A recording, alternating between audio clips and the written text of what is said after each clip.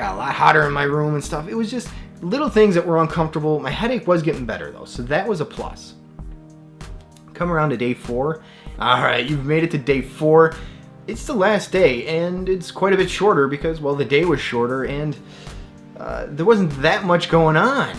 Definitely follow it and figure out what happens. If you didn't see day 1, 2, or 3, go back and check that out first, especially if you're just watching this for the first time.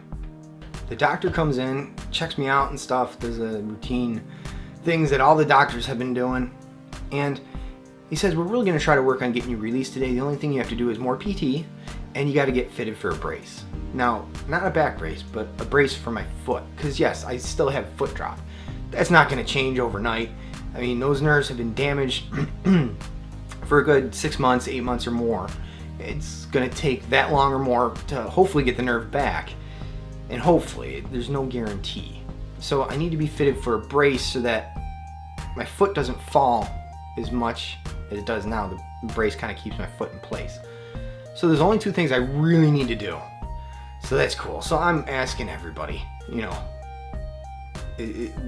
where's PT, where's the brace guy? It's just like, I want to get out of here, eat my breakfast and all that. My wife gets there. My favorite nurse is still there. She says, you know what, you guys really should order lunch just because it could take a while, but we're really hoping to have you out, you know, but you never know what's going to happen. PT comes, we do a flight of stairs and all that stuff. I do the OT stuff, which is like getting in and out of shower and such and going through all that stuff. Cleared for all that, which is good. And then I'm just waiting on the foot brace guy.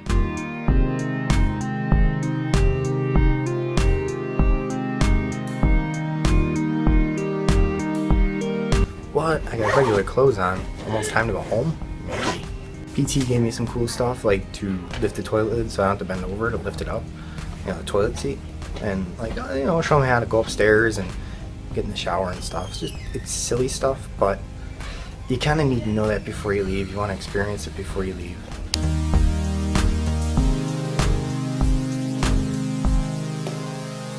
That's taking a little bit longer.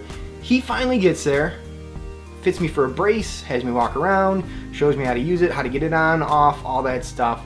We're cleared for that.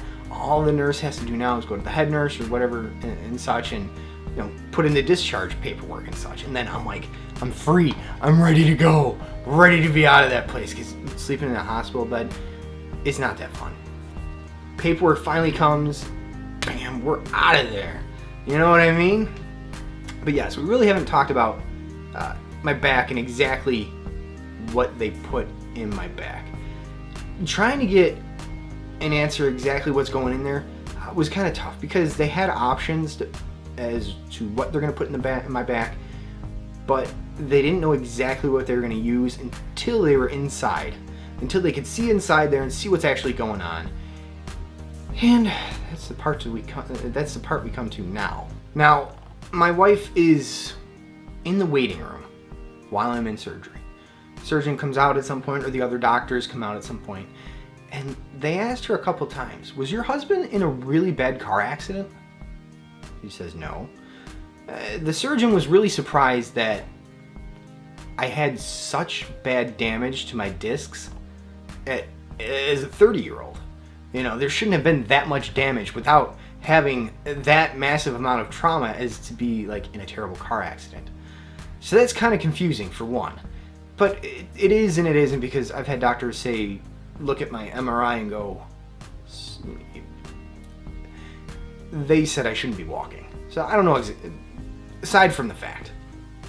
He proceeds to tell her that we removed 3 discs, and that's L3, L4, L4, L5, L5, S1, I believe. They removed the 3 discs, they put spacers in there, and they also put bone grafts in there. So whatever bone that they did remove to actually fit that stuff in there, they kind of took that bone, ground it up, put it with the spacers, so that I have my own bone graft in there, which is cool. And then, you know, there's screws on the vertebrae, there's rods holding everything together, giving it support until the bone graft can actually fuse everything together, and then everything's locked in place. I can't bend that part anymore, but there's no disc in there, so that's not going to push out on the nerve. Now the nerve on my left side, he said, it should normally resemble kind of like a straw-like structure, meaning it should be cylindrical and such, and it should have some volume to it. He said that nerve was completely compressed, completely flattened, looked like a frayed fettuccine noodle, a lot of scar tissue on it, and we'll come back to the scar tissue in a minute. So he told my wife that they reconstructed the nerve, got everything back to where it should be, and we're hoping for the best. It should alleviate the foot drop. Should, but there's no guarantee. The only thing we can do is wait, do PT, and see how things go. Hopefully the nerve isn't damaged so much so that it doesn't come back. I can't do much about it. When the foot drop really got bad, that's when we said we needed surgery, and then, I mean, just to get the ball rolling and stuff, it took months. I mean, it was like February when we said, hey, we need to see the surgeon. Okay, well, he can't see you till August, and then from there, it was like, well, now it's, you know, it was months. So it took a long time. Hopefully it didn't take too long.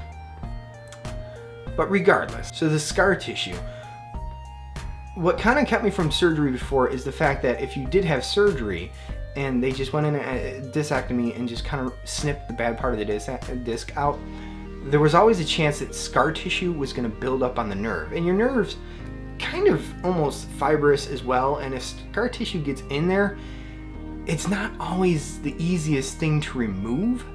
And if that scar tissue is on the nerve, there's no way the pain's going away. There's nothing that's going to alleviate it. So I always kind of tried to evaluate my pain before saying that, well, no, if I do this and I do that, it alleviates it. Until this foot drop. Nothing would take care of this foot drop. So that was probably the scar tissue that was built up on the nerve that was affecting my foot drop. I'm hoping that's the case. And I'm hoping they removed a bunch of that scar tissue. I'm hoping that scar tissue doesn't come back. I'm hoping that the bone graft works in such a way that there's no overgrowth in bone to where it's pushing on the nerve again, because then you have the possibility of fraying the nerve. So they're going to keep a close eye on that stuff as things progress, as my healing progresses and such like that. But I mean, we really haven't talked about much in the way that what's gone into my back, because I really haven't seen like a full write-up on everything that's in my back. But I will at some point, and but the gist of it that I get, that was pretty much it. So now we're pretty much up to speed on everything that's happened in the past 4 or 5 days now. I mean, I'm home, and I'll give an update on how I'm doing at home and what that's like. Just not right now.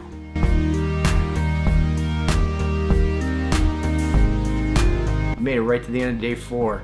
Man, you saw day 1, 2, and 3.